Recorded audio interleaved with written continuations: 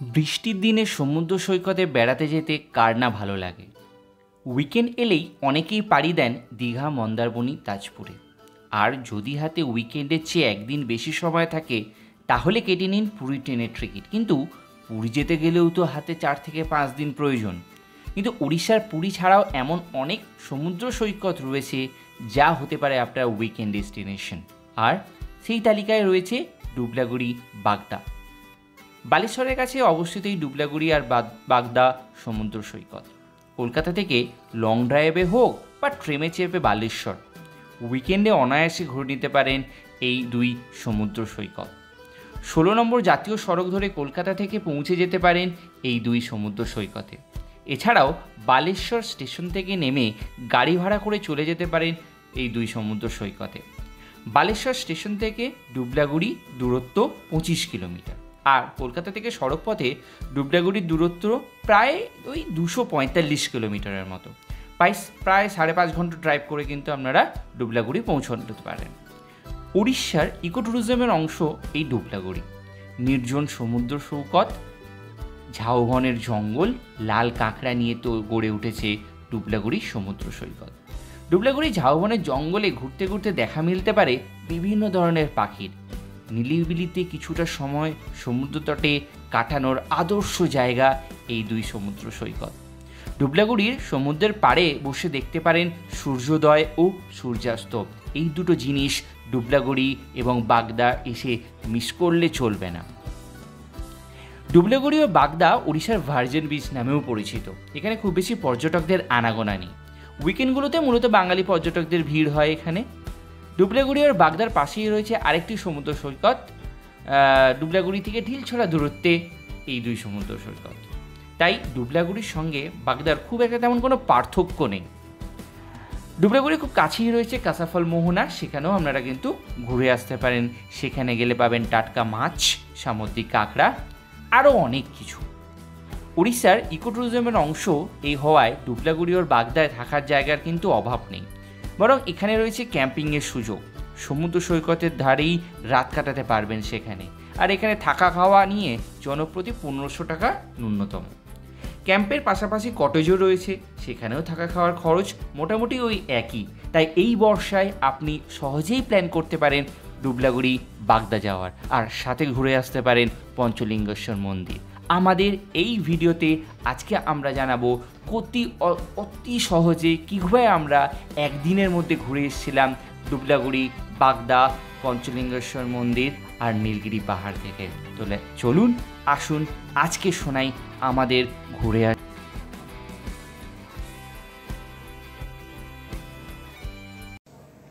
কথায় আছে বাঙালির উঠলো বাই তো কটক যাই, কিন্তু এবারে আমরা ঠিক কটক যাচ্ছি না, যাচ্ছি কোথায় সেটা হচ্ছে বাগদা সি বিচ। ঘড়ি কাটায় এখন বাজে হচ্ছে ঠিক 12টা। আজকে আমরা তোমাদের ঘুরে দেখাবো বাগদা সি বিচ। হ্যালো এভরিওয়ান, আমি অভিতাংশু। তো আমাদের সঙ্গে আমরা নর্মালি 12:20 নাগাদ স্টার্ট করেছি। তো এখন আমরা জানি না কোথায় রয়েছে, একটা ধাবায় এসেছি। আমার সঙ্গে রয়েছে তাপস স্যার, সৌম্যদীপ, আর আমাদের 3 জনের বাইক। তাপস স্যারের জিক্সার, সৌম্যদীপের CB 300, আর আমার ওই কোনায় দাঁড়িয়ে আছে হান্টার 350। আবার সামনে এগোই, তারপর বাকিটা বলছি। বেরিয়েছিলাম আমরা ঠিক 12টার সময়, আর এখন বাজে 1:40। আমরা এসে পৌঁছেছি কোলাঘাট। যখন আমরা পৌঁছবো আমাদের টার্গেট হচ্ছে 5টার মধ্যে বাগদা পৌঁছানো, ওখানে গিয়ে সি বিচে সানরাইজটা দেখা যাক আমরা আমাদের টার্গেটটা ফুলফিল করতে পারি কি না। ঘড়ির কাঁটায় 3:20। আমরা এখনও বেলদা পৌঁছোতে আমাদের এখনও 10 কিলোমিটারের মতো সময় লাগবে। আমরা একটু দাঁড়িয়েছি একটা পেট্রোল পাম্পে, সৌম্যদীপ গেছে একটু পেট্রোল ভরতে। এবার তোমাদের একটু রাস্তা সম্বন্ধে বলে দিই। টিল বেলদা অবধি কিন্তু রাস্তা খুবই ভালো, এখন পর্যন্ত আমাদের কোনো দিক থেকে কোনো অসুবিধা হয়নি। কিন্তু একটা জিনিস মাথায় রাখবে, যারা রাতে ট্রাভেল করছো, কোলাঘাট ঢোকার আগে তোমরা কিন্তু এরকম অনেক পাবে যারা লোকাল বাইক নিয়ে ঘুরছে, যাদের আমরা সুকল ছাবড়ি বলে থাকি। তারা কিন্তু হঠাৎ করে তোমার বাইকের সামনে এসে যাবে আর তোমাকে কিন্তু উস্কানি দেবে জোরে চালাবার। তো তোমরা এই ভুলটা করো না। আমরা রিসেন্টলি এই জিনিসটা একটু আগেই ফেস করলাম, সেই জন্য তোমাদের একটু সাবধান করে দিচ্ছি। আমরা আবার বেরিয়ে পড়বো, পেট্রোল ভরানো হয়ে গেছে। চাঁদ মামা দেখতে দেখতে আমরা এগিয়ে চলেছি টুয়ার্ডস বাগদা। Ready sir? তো বাড়ি থেকে এনেছি চা, specially mid ride tea break. এখন আমাদের ব্রেক চাই, নাহলে চোখ লেগে যাচ্ছে। তো এই জন্য কিন্তু আমরা সৌম্যদীপকে একটা বড় থ্যাঙ্কস বলবো। আমাদের প্ল্যানেই ছিল যে কোথায় কি চায়ের দোকান পাবো না পাবো, সৌম্যদীপ বলেছিল স্যার আমাদের দায়িত্ব। আমি কিন্তু বাড়ি থেকে চা নিয়ে এসেছি, কিন্তু আমি ভুলে গেছিলাম কাপ আনতে, করতে সৌম্যদীপ বলল সেটাও আছে, কোনো অসুবিধা নেই, সব রেডি। জাস্ট ঢালবো অ্যান্ড চা এনজয় করবো। আর এদিকে সকাল হচ্ছে, একটু যেই ভোরের হাওয়াটা গায়ে লাগছে, একটু ঘুম ঘুম পাচ্ছিল, তাই আমরা দাঁড়িয়ে রাস্তায় এবার একটু চাও খেয়ে নিচ্ছি। হ্যাঁ, চাটা হবে, আবার পুরো রিফ্রেশ হয়ে আবার নতুন করে রাইড স্টার্ট হবে। তোমাদের বলেছিলাম ঠিক 5টার মধ্যে আমরা বাগদা সি বিচ পৌঁছবো, যদিও আমাদের এখানে পৌঁছতে 5:15 বেজে গেছে। অ্যান্ড দিস ইজ দ্য বাগদা সি বিচ।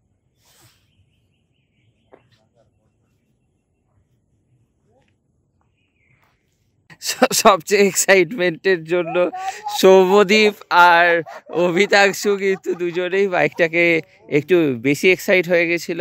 তো সৌম্যদীপ প্রথমে নিজে ফেঁসে গেছে, বাইক যেখানে ঢুকে গেছে আর কিন্তু তুলতে পারছে না। অভিতাংশু সৌম্যদীপের পেছন কি করবে বোঝা যাচ্ছে না।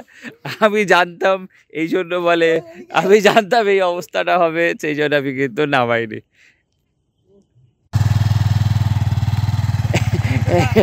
At present সৌম্যদেবের সিচুয়েশন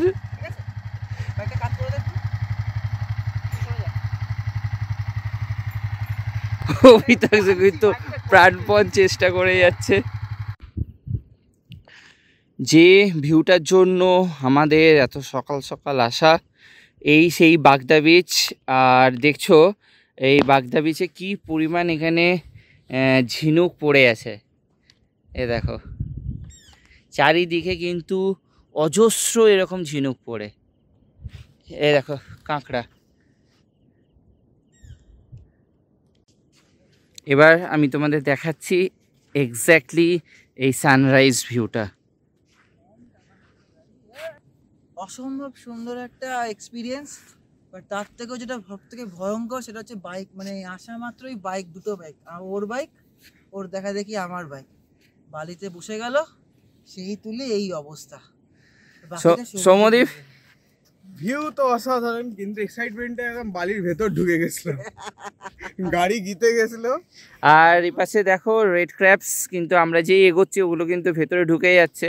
আর ছড়িয়ে ছিটিয়ে রয়েছে কিন্তু অজস্র ঝিনুক, অজস্র।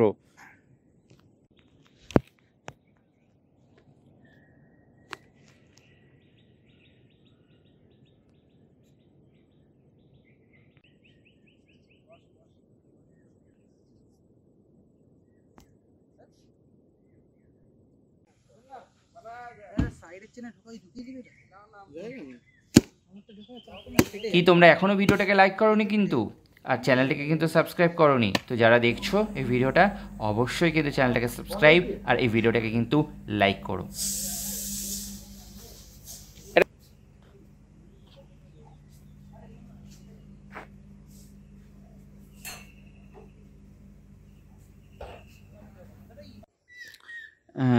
যে রিসর্টে আমরা রয়েছি এটার নাম হলো, তোমরা দেখতে পাচ্ছ, ব্ল্যাকবেরি ইকো রিসর্ট।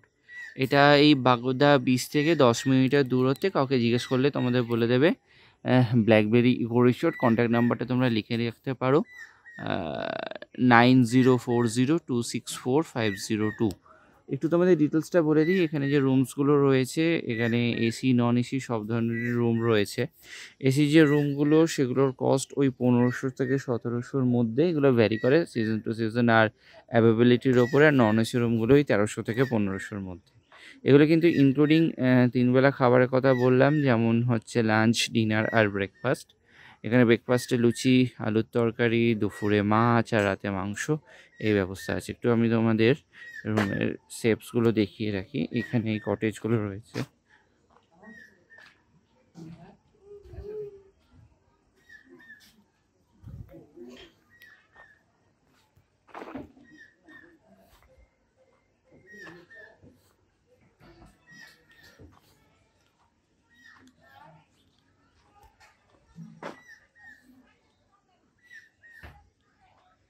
এই যে এটা আমাদের রুম 111। রুমটা ছোট কিন্তু ঠিক আছে, 2 বা 3 জনের জন্য এই রুম। আর এ পাশে বাথরুম।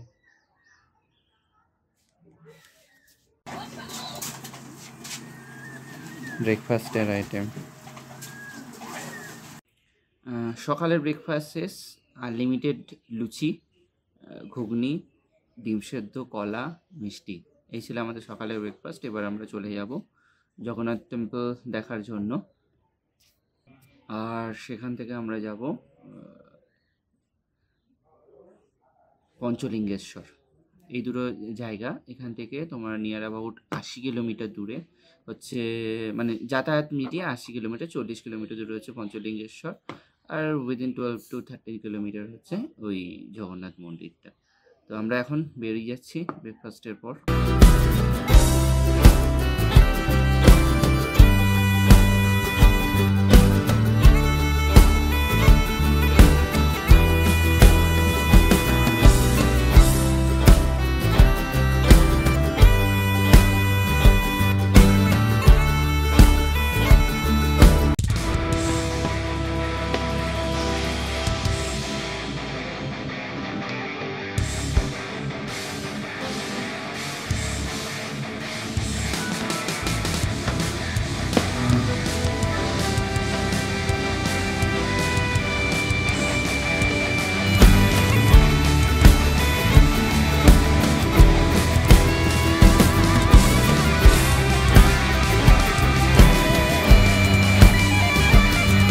এইমাত্র আমরা সমুদ্র দেখে ফিরলাম, কিন্তু এবার হঠাৎ করে অভিকাংশ এখানে এই যে পাহাড় দেখতে পাচ্ছ সেটা দেখে চরম এক্সাইটেড।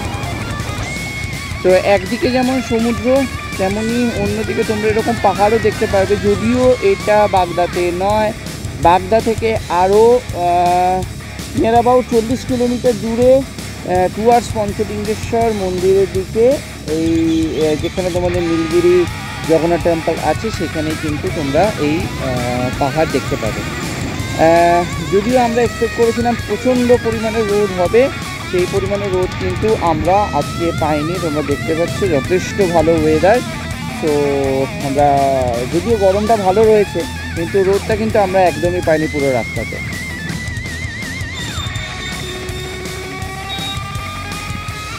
কি তোমরা এখনও ভিডিওটাকে লাইক করোনি কিন্তু, আর চ্যানেলটাকে কিন্তু সাবস্ক্রাইব করোনি? তো যারা দেখছো এই ভিডিওটা অবশ্যই কিন্তু চ্যানেলটাকে সাবস্ক্রাইব আর এই ভিডিওটাকে কিন্তু লাইক করো।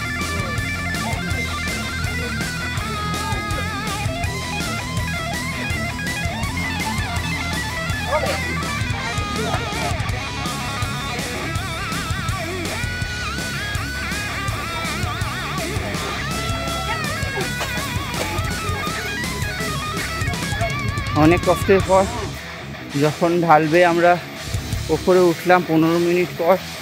আমরা ভেবেছিলাম ওখানেই শেষ, কিন্তু এখানে এসে দেখি এবার তো শুরু সিঁড়ি। কেন বাঁকুড়ার বড়দিয়া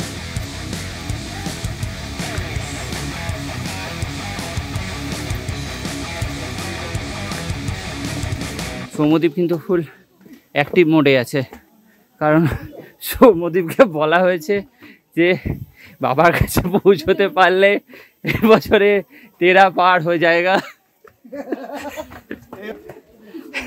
আর এদিকে সব কিছু বলেও অভিতাংশুর দ্বারা আর হচ্ছে না।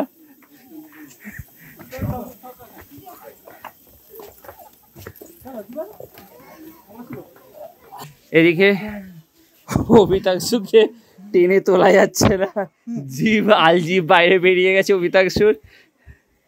শিবের নাম নিয়ে আবার যাত্রা শুরু।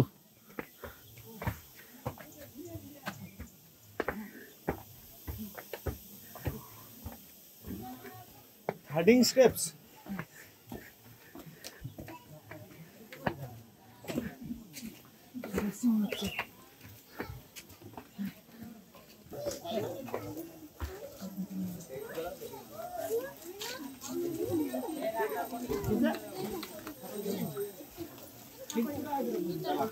এইখানে নাম ছিল সব।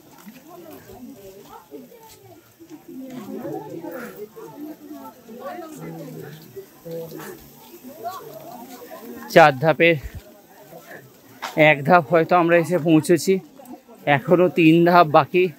তো তোমরা বুঝতেই পারছো ওপরটা দেখে এখনো কতটা উঁচুতে উঠতে হবে।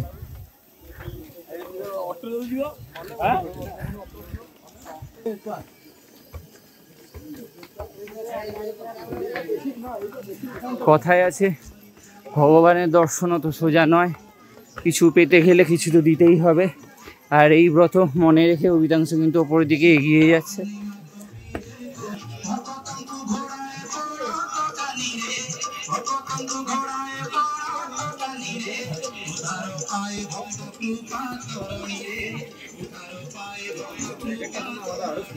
গরমটা লাগছে না জ্যাকেটটা পরে, সেই আর তুই যদি নাও পরে আসতে সারাটা রাস্তা রোদে পুড়ে যেতে।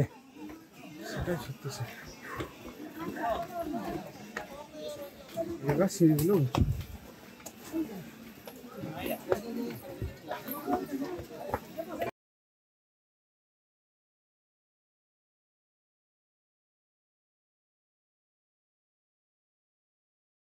এবার আমরা ঘুরতে ঘুরতে পৌঁছে গেলাম পঞ্চলিঙ্গেশ্বর মন্দিরে। নীলগিরি পর্বতমালার উপরেই এই মন্দির।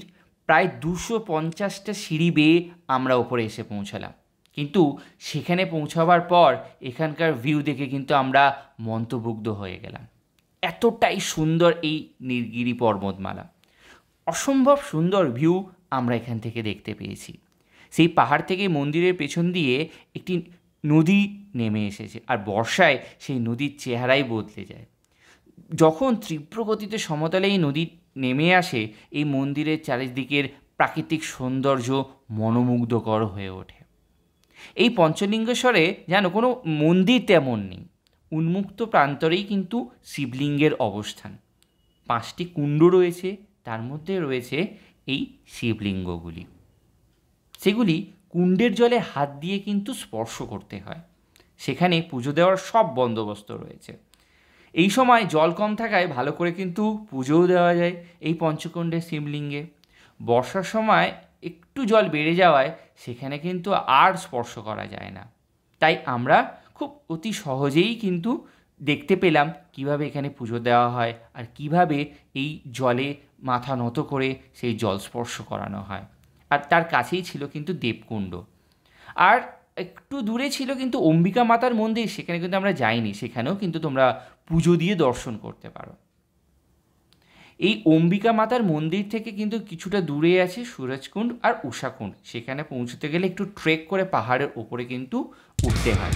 গাইড নিয়ে যাওয়ার ক্ষেত্রে তেমন অসুবিধা কিছু নেই, কারণ একবারে জঙ্গলের মাঝে দিয়ে রাস্তা, সেই সঙ্গে বন্য জন্তুরও কিন্তু উপদ্রব থাকে।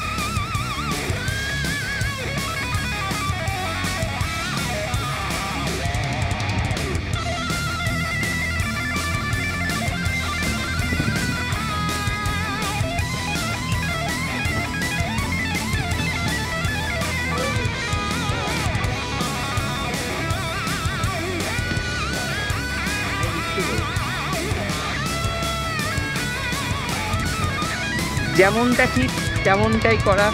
বলেছিলাম সানসেটটা আমরা দেখবো দুবলাগাড়িতে। সো দুবলাগাড়ি বিচে আমরা এসে গেছি। সূর্যি মামা এখনও দেখতে পাচ্ছি আমরা সূর্যি মামাকে। আর এদিকে সৌমদীপ ছোটো নিয়ে অনেক কত স্টাইল করে যাচ্ছে, আর বাচ্চাদের মতো হয়েছে এখন বোঝা গেল সমুদ্রে নামবো দেখে আটকানো যাচ্ছে না।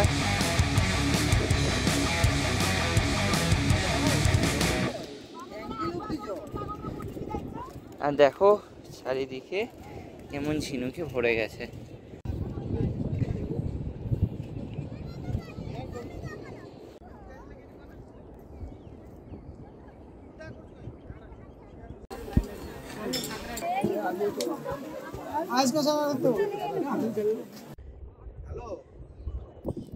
দেখতে দেখতে আস্তে আস্তে সূর্যি মামা মেঘের আড়ালে ডুবে যাচ্ছে আর সন্ধ্যা নেমে আসছে। এবার আমাদের ঘরে ফেরার পালা। দেখছি আমরা আর কয়েকটা সেলস এখান থেকে কালেক্ট করি। বিভিন্ন ধরনের এখন পর্যন্ত এই জিনিসগুলো কালেক্ট করেছি। এইটা হচ্ছে একটা ক্ল্যাম শেল, যেটা ফরচুনেটলি আমরা পেয়েছি, যেটা মানে আর কি বলতে পারি যে ছেড়ে যায়নি। এই দুটো শেল যে আছে, দুটো পার্ট অফ দ্য শেল, এই শেলটা আসলে ছেড়ে যায়। কিন্তু মজার জিনিস হচ্ছে এটা এমন স্পেসিমেন পেয়েছি যেটাতে আমাদের শেল দুটো ছাড়েনি, কিন্তু ভেতরে আমরা দেখতে পাচ্ছি যে অ্যানিমালটাও নেই। তো এটা একটা ইউনিক ফাইন্ড। জেনারেলি আমরা খুব রেয়ারলি এরকম খুঁজে পাই, কিন্তু আমরা যে এইটা পেয়েছি এটা একদম আনএক্সপেক্টেড।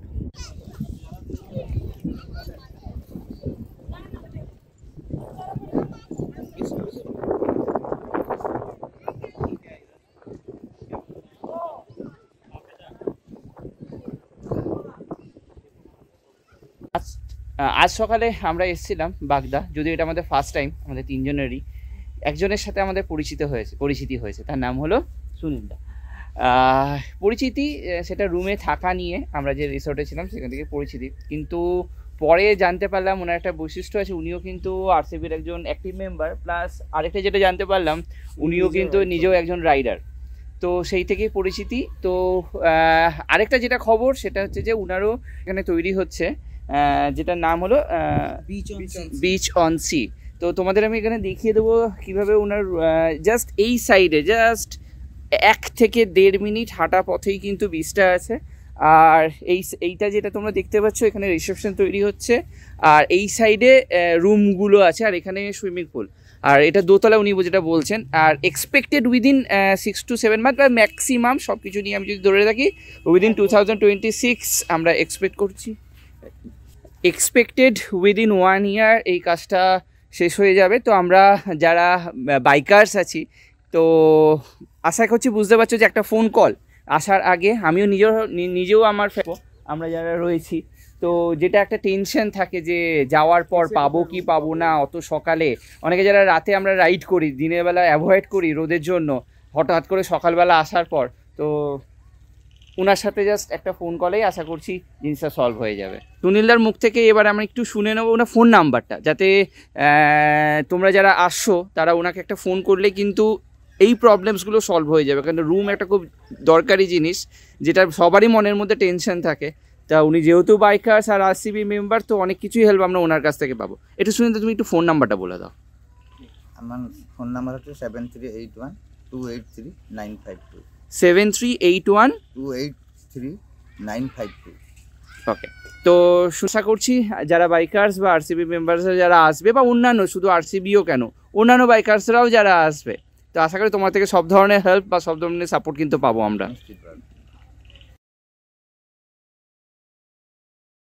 এবার তোমাদের দেখাবো রাতে আমাদের যে রিসোর্টে আমরা যেখানে ছিলাম তার ভিউ।